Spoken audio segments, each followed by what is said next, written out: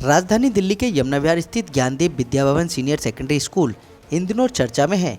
विद्यालय की एक छात्रा ने स्कूल की ही काम करने वाले लैब टेक्नीशियन पर यौन शोषण का आरोप लगाया है, जिसके तहत मामले की गंभीरता को देखते हुए पुलिस ने उचित कार्रवाई करते हुए आरोपी लैब टेक्नीशियन को सलाखों के पीछे भेज दिया है।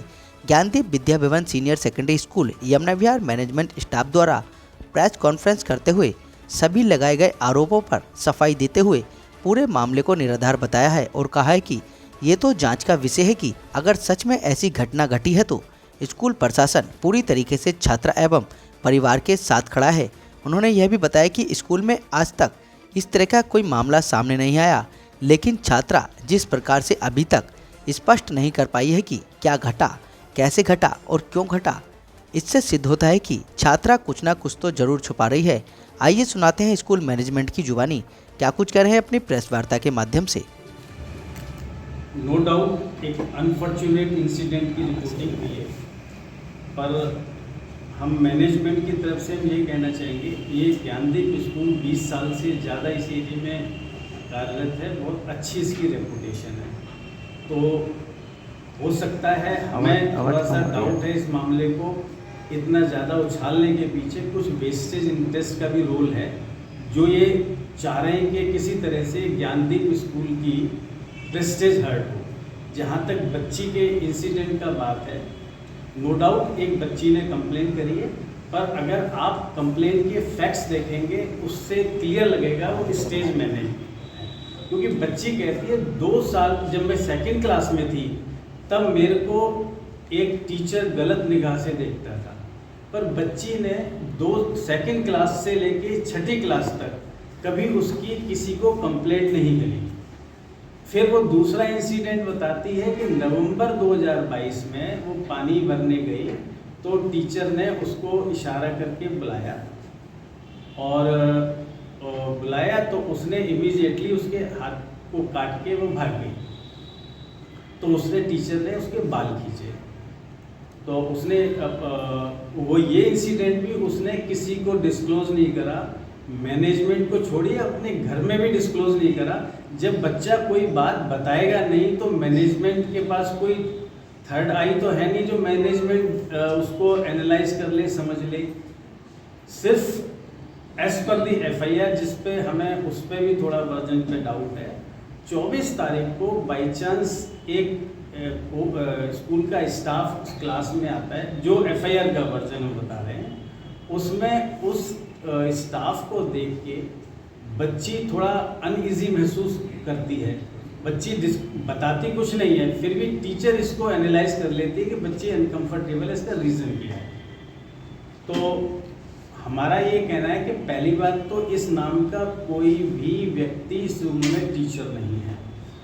तो बच्ची से पूछा जाता है क्या इंसिडेंट हुआ, बच्ची नहीं बताती, टीचर भी बहुत काउंसलिंग करती है, फिर उसको अपने मैनेजमेंट के बाद प्रिंसिपल के पास भी ले जाते हैं, वो भी उसकी काउंसलिंग करते हैं। बच्ची ना तो उस शख्स को आइडेंटिफाई करती है और ना ही वो अपना इंसिडेंट आइडेंटिफाई करती है। सिर्फ अगर चुटिया खींचने वाली बात है तो स्कूल में देखिए इसको हम इस नज़र से नहीं देख सकते। कई बार क्या होता है, टीचर्स या स्टाफ जो है वो बच्चे की भलाई के लिए भी थोड़ा सख्ती भी करते हैं और नरम हाथ से भी बात करते हैं, क्योंकि उनका भी पर्पस है बच्चे को एक अच्छी गाइडेंस देना और एक अच्छे आचार विचार और डिसिप्लिन दिखाना। अगर डिसिप्लिन नहीं होगा, टीचर कुछ नहीं कहेंगे तो फिर बच्चे अपने हिसाब से वर्क करेंगे, तो वो भी एक इशू आ जाएगा कि भाई ये इस स्कूल में बच्चे मोस्ट डिसिप्लिन हैं। ये हमारे पुराने ज़माने की पद्धति थी कि गुरुजी जो भी कर देते थे, और आप और मेरे में से बहुत से ऐसे भी होंगे जिन्होंने बचपन में बहुत बैत खाए हैं, और बैत खाए हैं उसी का असर है कि आज हम इस स्टेज पे पहुँचे हैं कि कहीं कहीं अपनी ज़िंदगी में अपने बहुत सारे मुकाम हासिल करेंगे। तो अब उसके बाद बच्ची 24 का भी नहीं बताती है, और फिर भी उसकी हरकतें को एनालाइज करके काउंसलिंग करने के बाद मैनेजमेंट को ऐसा महसूस हुआ कोई बात तो जरूर हुई है, बच्ची घबरा रही है। तो as per the education act और as per the rules of POCSO एक सेक्सुअल हरासमेंट कमेटी गठित कर दी गई। वो सारी डिटेल्स आपको मैनेजमेंट से मिल जाएंगी, उन्होंने भी उससे बच्ची से पूछने की कोशिश करी, फैक्ट फाइंडिंग करने की कोशिश करी, पर तब तक कोई उसका आइडेंटिफिकेशन नहीं हुआ। और टीचर्स बच्ची को लेके पूरे स्कूल में भी घूमी हैं, आप देखेंगे तो आपको सीसीटीवी में दिख जाएगा, वो किसी को पॉइंट आउट नहीं करती है तब तक। अब एक अगला इंसिडेंट 26 तारीख का बयान होता है, जो कहते हैं कि स्कूल में ड्रिल हुई, हम सब लोग नीचे भागे तो रास्ते में अचानक टीचर आ गए और मेरे से गोली मार ली और मेरे कान में कहा कि ये बात किसी को बताना नहीं। 26 का इंसिडेंट भी बच्ची 26 को स्कूल में नहीं बताती है, 27 को नहीं बताती है, अपने पेरेंट्स को नहीं बताती है। 28 को उसके पेरेंट्स आ जाते हैं, कुछ लोगों के साथ स्कूल में रसकस क्रिएट करते हैं, उससे हम पूछने की कोशिश करते हैं, समझने की कोशिश करते हैं, तब तक वो कुछ डिस्क्लोज नहीं करती। इतनी देर में पीसीआर आ जाती, तब वो बताते हैं कि भाई इस तरह से ये टीचर है। हमने कहा इस नाम का टीचर नहीं है, ये लैब टेक्नीशियन है। इमीडिएटली हम बुला के उसको पुलिस को हैंड ओवर कर देते हैं। अब जब तक कोई बच्चा स्पेसिफिकली किसी को आइडेंटिफाई नहीं करेगा और कोई एक्ट को अपने वर्ड्स में इन कॉन्फिडेंस में टीचर्स को, मैनेजमेंट को बताएगा नहीं, तो कैसे प्रज्यूम किया जाएगा।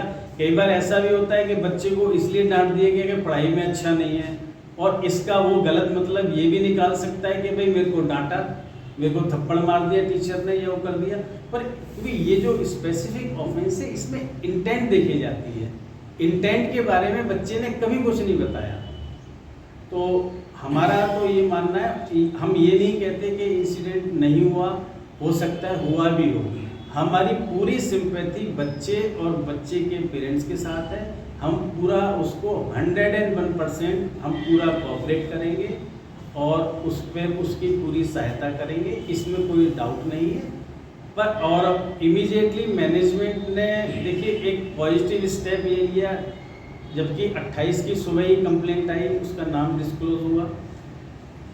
हमारी कमेटी ने भी उसको एनालाइज किया और फिर ये मैनेजमेंट ने ये माना कि भाई देखिए एफआईआर हो गई है, वो उसको हमने पुलिस को हैंड ओवर कर दिया, अरेस्ट हो गया, तो उसको हमने इमीडिएटली सस्पेंड कर दिया, शो कॉज दे दिया, और we are going to take a strong action against him और let the whether incident was true और wrong, it has to be decided by the court of law, the matter is sub judice. तो हम उसमें बहुत ज़्यादा detail में नहीं कर पाएंगे जब तक कोर्ट का कोई उसमें फैक्ट फाइंडिंग नहीं होती। हाँ, ये ज़रूर हमारी ग्रीवेंस है कि स्कूल को अननेसेसरी बदनाम किया गया, उसकी फ़ोटो दिखाई गई, जबकि पॉस्को रूल्स के हिसाब से आप इंस्टीट्यूशन की डिस्क्लोज नहीं कर सकते, बच्चे की डिटेल डिस्क्लोज नहीं कर सकते। तो ये तो यहाँ पे सारा किया गया, मतलब ये दिखाया गया कि स्कूल, ज्ञानदीप स्कूल में पता नहीं क्या होता है। अरे भाई, उसमें सैकड़ों बच्चे पढ़ते हैं, 20 साल से पढ़ रहे हैं, क्या किसी ने कोई कंप्लेंट करी? एक इंसिडेंट के पीछे आप पूरे मैनेजमेंट को, स्कूल को थोड़ी बदनाम कर सकते हैं। कोई बात है, that is a individual act of a person. I can understand अगर मैनेजमेंट उसको सपोर्ट करता है या उसको सेव करता तो बात समझ में आती है। अदरवाइज ये भी बात ठीक नहीं है कि आप अननेसरी इसको मेलाइन, इस इंस्टीट्यूशन को मेलाइन करके ड्यू टू वेस्टेज इंटरेस्ट बाकी के सैकड़ों बच्चों का भविष्य से आप खिलवाड़ कर रहे हैं। इससे क्या पब्लिक में इमेज जाएगी? तो बाकी के बच्चों का देखिए, छोटे बच्चे का दिमाग बड़ा मेरा ये कहना है कि एक बड़ा नोविस स्टेज में होता है, बहुत शुरू की स्टेज में होता है। उसको नेगेटिव चीज़ का बहुत जल्दी उसको असर होता है, पॉजिटिव का बहुत बाद में होता है। तो आप उन बच्चों, सैकड़ों उन बच्चों का भविष्य भी तो ध्यान में रखिए, उन पे क्या गुजरेगी। ये तो अभी कोर्ट का विषय है कि ये सही हुआ गलत हुआ। हम ना उसको टीचर को, उसको स्टाफ को डिफेंड कर रहे हैं, ना हम इनको एलाइज कर रहे हैं। हमारे को सिर्फ ग्रीवेंस ये है कि आपने स्कूल के नाम को क्यों मेंटेन करा। क्या आपको कोई लगता है कि मैनेजमेंट का आदमी इसमें इन्वॉल्व था? ना आपकी कंप्लेंट है, ना आपका कोई एलिगेशन है, तो आप बाकी के बच्चों के भविष्य क्यों खिलवाते? एक्शन जो हो सकता था मैक्सिमम हमने ले लिया। हम अभी भी कहते हैं कि मैनेजमेंट बच्चे के पेरेंट्स के साथ है, और हम आपको एश्योर करते हैं, बाकी के गार्जियंस को भी श्योर करते हैं, ऐसा कोई इंसिडेंट स्कूल में नहीं होगा।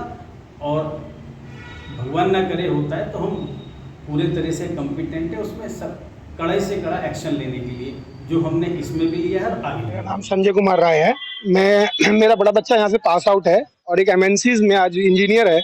आई thank to management, Veena Bhardwaj और सीमा मैडम उसकी टीचर रही हैं।